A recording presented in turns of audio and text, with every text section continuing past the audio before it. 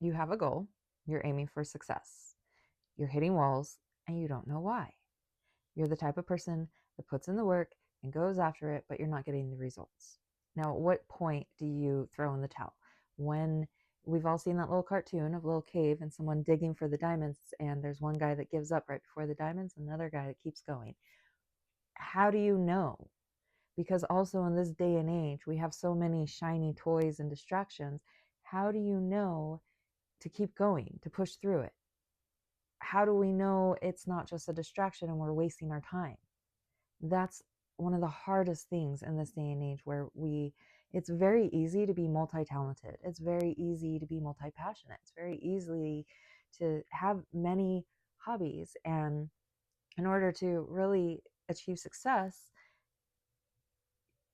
narrowing down to one or few is ideal. And we have so much opportunity at our fingertips in this day and age. So how do we figure out when to keep going and when to stop? And that answer is going to be different for everyone. One thing, there's a few things here. A, if you're setting goals, timelines work against you. They, because there's this thing about the universe that you are not in control. And the more you allow the flow of things to happen to the timeline of the universe, the better it will work in your favor. The next thing is reverse engineering. Once you decide what your goal is, who are you going to be? Why are you doing what you're doing?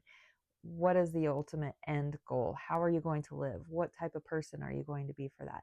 If you can gather that in your mind and reverse engineer backwards, you're going to have a lot better luck, because at that point, you know that the timeline doesn't matter. You just know that if you follow these steps, you're going to get there. And that takes a lot of the pressure off. As far as going in the wrong direction, that's where you really got to ask yourself why. You got to find your anchor. What are these goals that you have in front of you, and why? And maybe that why can help shift whether you're headed the right direction or not.